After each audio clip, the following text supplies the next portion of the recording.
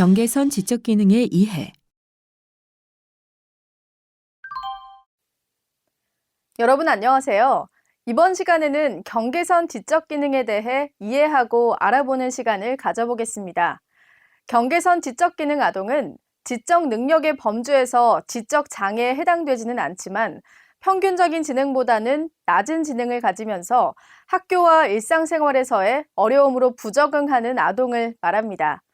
경계선 지적 기능 아동은 전체 아동의 약 14%에 이르는 것으로 추정되며 이는 일반 학교 보통 학급의 경계선 지적 기능 아동이 3명에서 4명가량이 발견된다고 할 수 있습니다.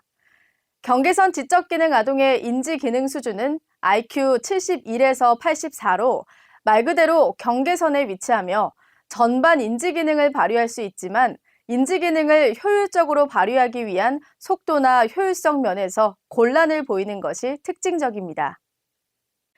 특별한 지원을 필요로 할 만큼 장애로 분류되지 않지만 복잡한 사고 과정, 주의력, 기억력, 판단력과 같은 인지 발달의 저하와 정서적 미성숙이 나타나며 지적장애와 달리 지속적인 발달을 하지만 평균 지능보다 못 미치는 수준으로 성인에 이르러서도 일상생활 기능과 직업적 성취에 곤란을 보일 수 있습니다. 우리나라는 경계선 지적 기능 아동을 위한 별도의 개별적인 관심이나 지원, 정책이 빈약한 편이고 아동은 별다른 개입 없이 일반 학교의 보통 학급에 배정을 받는 경우가 대부분입니다.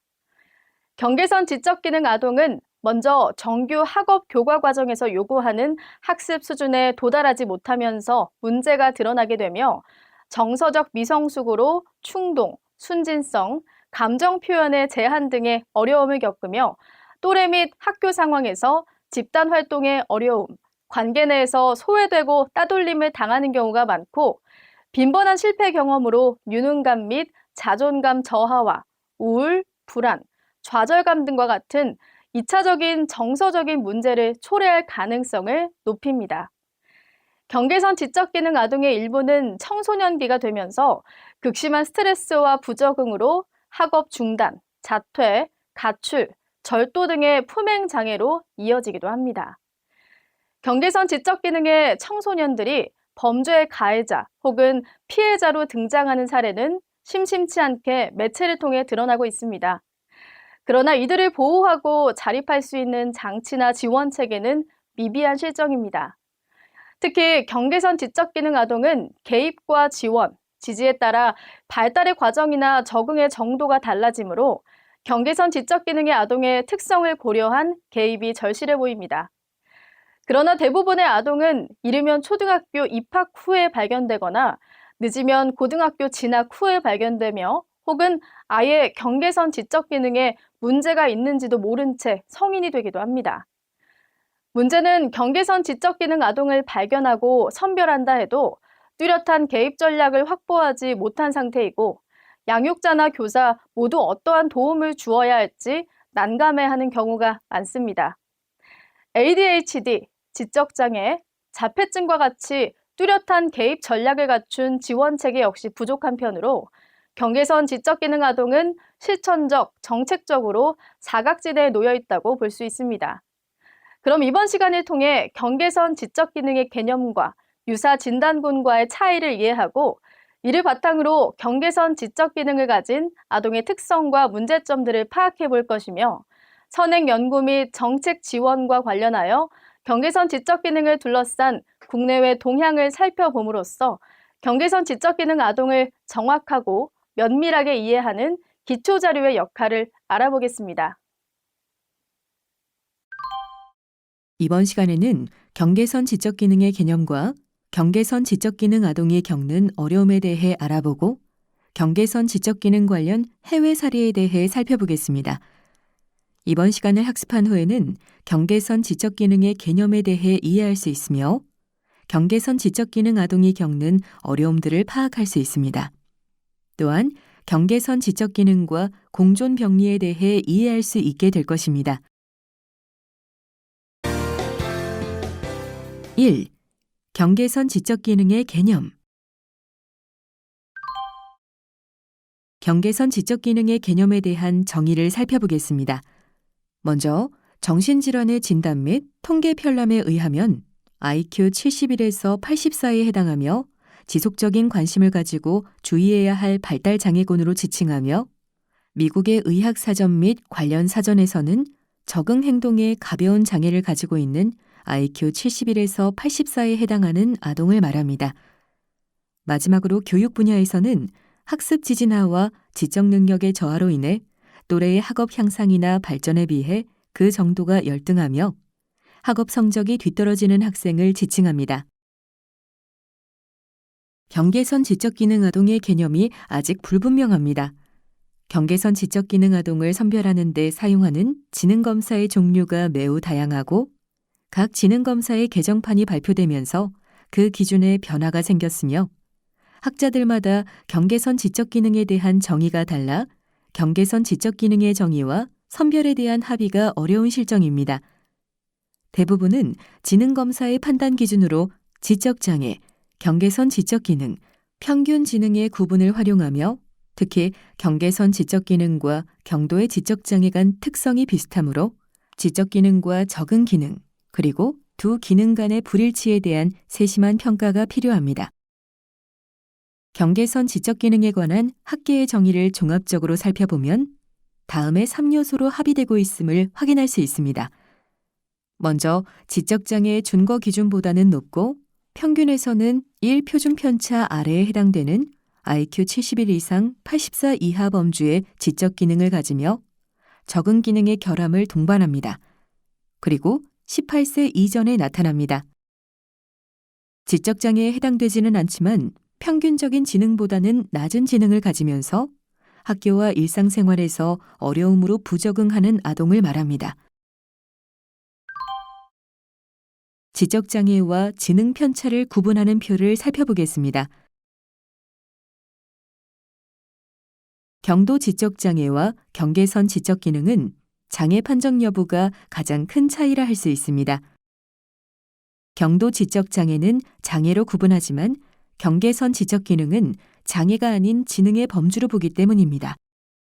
지능 지수에 있어서도 구별되는데 경도 지적 장애는 50에서 70 사이의 지능 수준을 말하며 경계선 지적 기능은 71에서 80 사이의 지능 지수를 말합니다.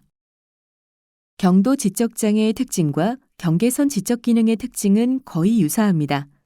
경도 지적 장애인 아동과 경계선 지적 기능을 가진 아동은 언어 지연, 인지, 학습 기능에서 발달 문제를 보이며 발달 문제로 인해 사회적 판단이나 위험의 지각, 행동이나 감정의 조절, 대인관계, 학교나 직장에서의 동기 유발 또는 적응에 어려움을 겪는다는 공통점이 있습니다. 경계선 지적 기능을 경도 지적 장애의 하위 범주로 봐야 한다는 주장도 있지만 경계선 지적 기능 아동이 지적 장애 아동에 비해 학습 능력이나 적응 능력에서 보다 나은 수행을 해낼 수 있다는 주장이 더 우세합니다. 임상 현장에서는 경계선 지적 기능이 지적 장애에 비해 부적응 치료나 개입의 효과가 더 높다고 보고 있으며 학업 상황에서 경계선 지적 기능이 학습이 좀 더 효과적으로 가능한 것으로 밝혀졌습니다. 경계선 지적 기능 아동에 대해 학습 장애 및 학습 부진 아동의 범주를 어떻게 설정할 것인가에 대하여 지속적인 논의가 이루어지고 있습니다. 학습 장애의 경우 기존의 장애인 등에 대한 특수교육법 제15조에 근거하여 개인의 내적 요인으로 인하여 듣기, 말하기, 주의 집중, 지각, 기억, 문제 해결 등의 학습 기능이나 읽기, 쓰기, 수학 등 학업 성취 영역에서 현저하게 어려움이 있는 사람으로 정해야 합니다. 따라서 학습장애 진단을 지능에 별 문제가 없음을 지능지수 70 이상의 기준을 통해 확인할 수 있습니다. 즉, 경계선 지적 기능의 아동은 70에서 85 사이 범주의 지능으로 지능이 평균 수준인 학습장애 및 학습 부진 아동과 지능 점수에서 뚜렷한 차이를 보입니다. 학습장애 및 학습 부진 아동은 평균 이상의 지능을 보유하고 읽기, 쓰기, 수학 등의 학업 성취 영역에서 현저한 어려움이 있는 경우가 보통입니다. 이러한 논의 등을 근거로 정리된 경계선 지적 기능 아동을 비롯하여 학습장애 및 학습부진 아동의 범주는 다음과 같습니다. 표를 살펴보세요. 2. 경계선 지적기능 아동이 겪는 어려움. 경계선 지적기능을 가진 아동 모두가 결함이나 기능상의 문제를 가지는 것은 아닙니다. 경계선 지적기능으로 인한 특성들은 개인별로 크게 차이가 있어서 경계선 지적기능을 가지고 있음에도 불구하고 평균 이상의 학업 성적을 유지하거나 또래 관계가 좋은 사례들을 찾아볼 수 있습니다. 그러나 상당수의 경계선 지적기능 아동은 평균적인 지적기능을 가진 아동에 비해 의사소통, 자기관리, 사회적 기술과 대인관계 기술, 가정생활, 지역사회 자원의 활용, 건강과 안전, 학업, 여가생활 등의 영역들에서 매우 제한적인 능력을 발휘합니다. 경계선 지적기능 아동이 학업 및 일상생활에서 겪는 아동기의 어려움에 적절히 개입하지 않을 경우 성장하면서 다음의 문제들이 발생할 수 있습니다. 먼저 사회 적응이 어렵습니다. 경계선 지적기능 아동의 계획하고 분석해서 수행하는 능력 제한은 일상생활에서 생기는 문제들을 파악하고 해결하는 데 어렵게 함으로써 사회적 적응을 어렵게 합니다. 사회적 상황의 복잡한 이해관계를 파악하기 어렵고 타인의 의도나 동기를 민감하게 알아차리고 그에 맞춰 대응하고 자신의 의견을 표현하는 능력 전반이 부족해 또래와 비슷한 사회적 기술을 발휘하기 어렵습니다. 이는 대인 상황에서 상황을 이해하지 못하거나 대응에 실패해 사회적 유능감을 획득하기 어렵고 또래들에게 이용당하거나 소외당하는 경우가 빈번하게 발생합니다. 다음은 인지 기능이 점차 악화가 됩니다. 경계선 지적기능 아동은 적절한 개입이나 관심을 받지 못하거나 늦게 발견될 경우 청소년기나 성인기에 지적장애까지 이르기도 합니다. 또한 환경이 불우하거나 적절한 자극이나 돌봄을 받지 못했을 때 인지적 효율성이 감소되어 지적장애 진단을 받을 가능성을 높이므로 민감한 관찰과 개입이 필요합니다. 경계선 지적 기능이 그 자체로는 병리적 조건이 아니나 환경적 결함이나 비우호적인 사건에 의해 인지적인 악화가 초래되어 지적장애나 정신병리적인 상황이 활성화될 수 있기 때문입니다. 이와 반대로 경계선 지적기능 아동에게 맞는 꾸준한 개입과 관심은 청소년 후기와 성인기에 성공적인 적응 능력을 가져옵니다. 국내외 사례에서도 경계선 아동에게 학업적 개입을 포함해 사회성 훈련 등의 학교와 학부모의 적극적인 노력이 아동의 적응 능력을 증진시킨다는 결과들이 자주 등장하고 있습니다. 경계선 지적기능 아동이 적절한 개입이나 관심을 받지 못한다면 어떻게 될까요? 환경적 결함이나 발달에 부정적인 영향을 미칠 수 있는 사건에 의해 지적장애나 우울, 불안, 성격장애, 조현병과 같은 정신병리가 활성화될 수 있습니다. 즉, 아동이 여러 방면에서 어려움을 겪게 되다 보니 우울하게 되고 좌절감 혹은 품행 문제를 겪을 확률을 높인다는 뜻입니다. 하지만 경계선 지적 기능이 지적장애나 정신병리를 일으키는 조건은 아닙니다. 그러므로 경계선 지적 기능 아동에게는 주변의 세심한 관찰과 지원이 필요합니다. 경계선 지적 기능 판정 이후 꾸준한 개입과 본인의 노력이 있다면 인지 기능이 나빠지지 않을 수 있을까요? 아동에 대한 꾸준한 개입으로 청소년 후기와 성인기의 자립과 성공적인 적응이 가능합니다.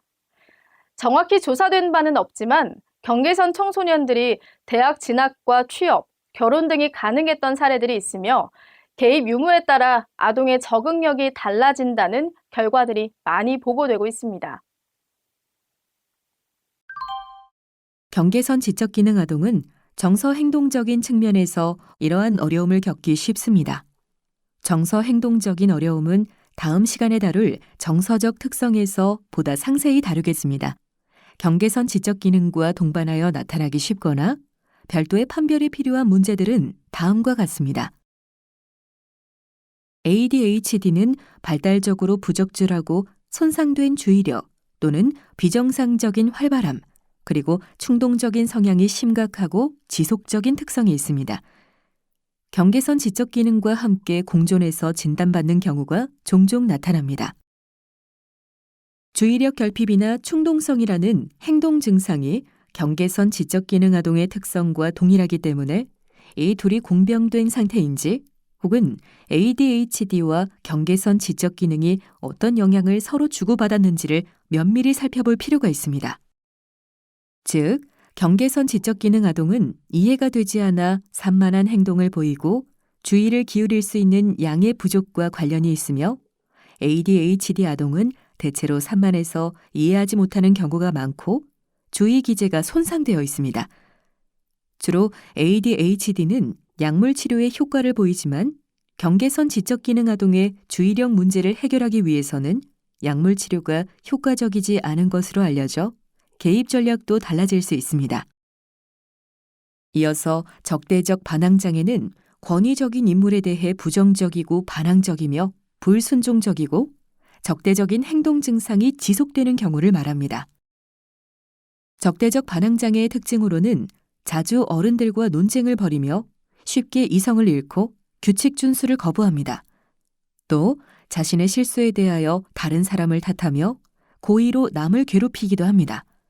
혹은 화를 내거나 분노하거나 원한에 차서 보복 행동을 할 수도 있습니다. 적대적 반항장애 아동은 빈번하게 사회적 갈등에 직면하거나 학교에서는 잦은 징계 상황에 처할 가능성이 높습니다. 조기 진단과 치료를 받지 않으면 시간이 지날수록 악화되어 이후 품행장애 진단으로 이어질 가능성이 높습니다. 품행장애는 타인의 기본 권리나 입장을 침해하거나 나이에 적절하게 기대되는 주요 사회적 규범을 반복적 혹은 지속적으로 위반하는 행동장애로 정의하고 있습니다. 또한 품행장애 청소년은 다른 사람에게 심각한 공격성을 보이며 동물을 잔인하게 괴롭히고 고의로 남의 재산을 파괴하는 행동을 합니다. 또 물건을 훔치며 가출을 하고 학교에 결석하며 사회의 주요 규범을 위반하는 시도를 하는 것이 특징입니다. 품행장애를 가진 많은 아동은 더 어린 시절에 적대적 반항장애로 진단받은 적이 있을 가능성이 있으며 품행장애의 증상이 명확해도 적대적 반항장애 증상은 그대로 가지고 있게 됩니다. 충동적 행동과 과잉 행동이 함께 나타나면 비행 청소년으로 비춰지기도 합니다. 불안장애가 있으면 불안, 근심, 공포가 아주 심해서 일상생활을 수행하기가 힘들고 행동장애보다 식별하기 더 어려울 때가 있으며 맥박이 빨라지고 땀이 나고 설사, 오심 등의 신체 증상이 있을 수 있습니다. 즉, 불안장애는 줄에 서 있는 아이를 밀치거나 거친 말을 쏟아내는 등 외부로 발산하기보다는 아동의 마음속에 담겨져 있는 경우가 더 많습니다. 왜냐하면 불안장애는 내면화된 증상이기 때문입니다.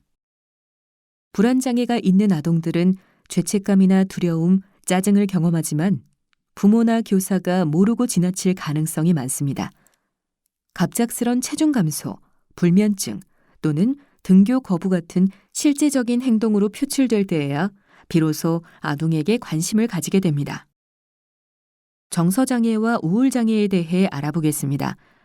지적장애의 자살률이 매우 낮은 데 비해 경계선 지적기능의 경우 자살 비율이 그보다 훨씬 높습니다. 주요 우울장애의 특징으로는 끊임없이 우울하거나 짜증스러운 기분으로 지내며 모든 혹은 거의 모든 일상생활에서 흥미나 즐거움을 잃어버립니다. 매일 울거나 대인 기피, 극단적인 자아 비판, 죽음에 대해 얘기를 하거나 자살에 대해서 생각, 계획하고 심지어 실행에 옮기기도 합니다. 폭발적인 분노 표출보다는 계속해서 짜증내며 그 짜증에 대한 분명한 인과관계가 성립하지 않으며 우울장애로 인해 집중력이 더 나빠지기도 합니다. 3. 경계선 지적기능 관련 해외 사례.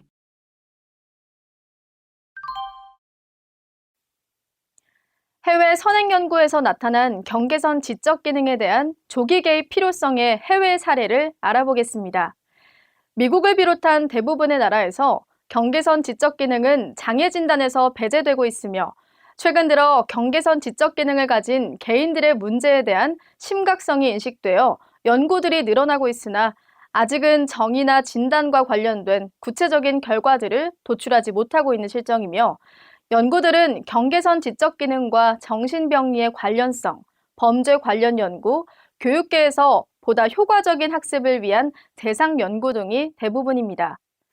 가장 최근 우리나라에서 2016년 초중등 교육법이 개정되면서 경계선 지적 기능 아동을 학습 부진아의 하위 유형으로 규정하였습니다. 이 법에 의거해 경계선 지적 기능 아동의 체계적 교육 실시를 위한 실태조사, 학습 능력 향상을 위한 예산 지원, 필요한 교재와 프로그램 개발 및 보급, 교원 연수 등을 법으로 명시하고 있습니다. 미국의 사례를 살펴보겠습니다. 일반 학급 교사에 의해 위험군으로 의심되어 관련 기관에 의뢰된 학생 중 48%가 경계선 지적 기능을 가졌으며 이들은 심각한 학업적, 직업적, 적응의 문제를 가진 것으로 밝혀졌습니다. 다음은 영국의 사례를 살펴보겠습니다.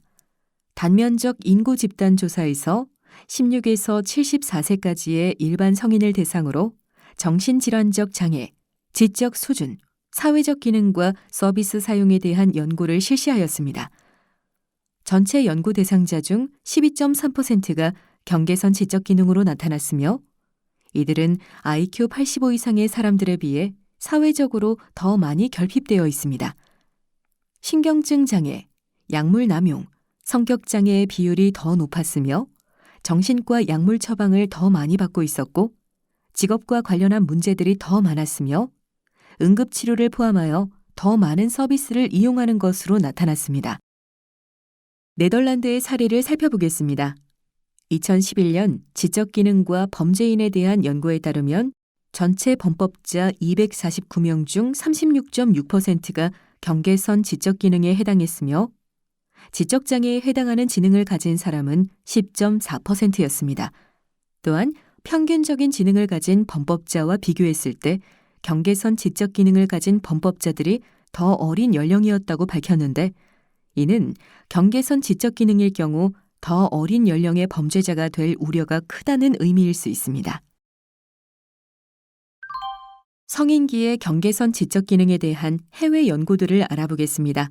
특별히 적절한 심리적, 교육적 지지를 받지 못한 경계선 지적 기능 아동이 부족한 지적 능력으로 인해 학교 적응에 실패한 후로 실업자가 되거나 하향 취업하며 정신건강에 문제를 보인다거나 알코올 남용, 불법 마약 사용, 노숙자, 과잉행동과 품행장애 증상을 나타내고 사회적 부적응으로 조직폭력과 폭력 범죄와의 관련성도 높았다고 밝히고 있습니다.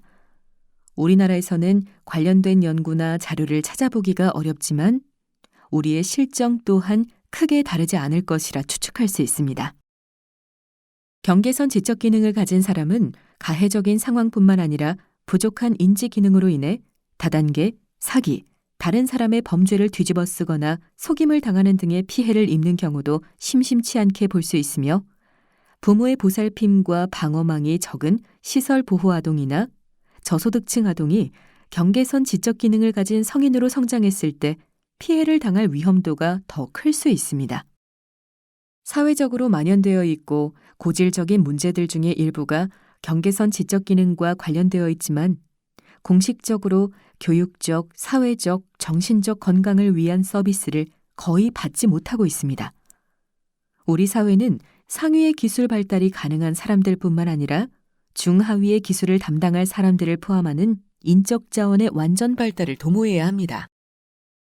이를 위해서는 경계선 지적 기능을 가진 집단에 대한 이해를 개선하고 사회에서 비교적 많은 부분을 차지하고 있는 이들의 교육적, 사회적 욕구에 부합하는 서비스를 제공하는 것이 사회적으로나 개인적으로나 매우 중요하다고 볼 수 있습니다. 학습한 내용을 얼마나 잘 이해했는지 퀴즈를 풀어보며 확인해 볼까요? 스타트 버튼을 클릭하여 문제를 풀어보세요.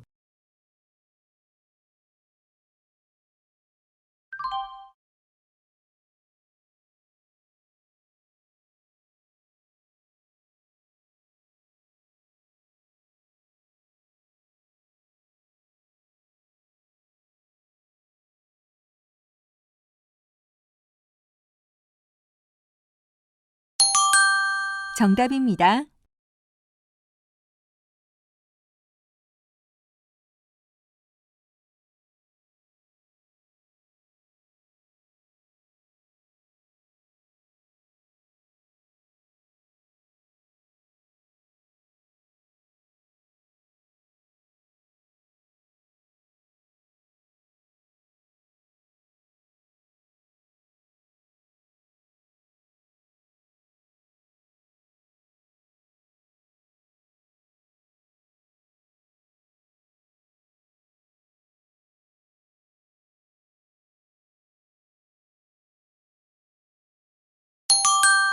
정답입니다.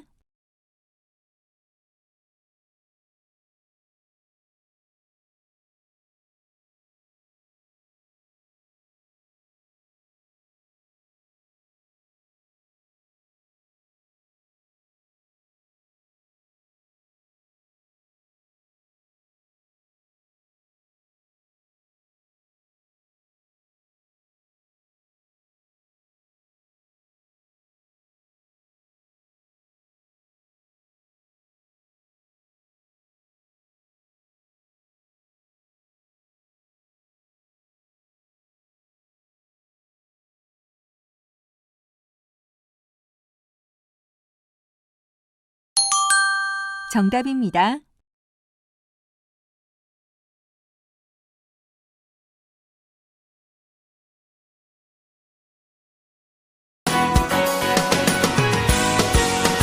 지금까지 배운 내용을 떠올리며 오늘 학습한 내용을 정리해 보세요.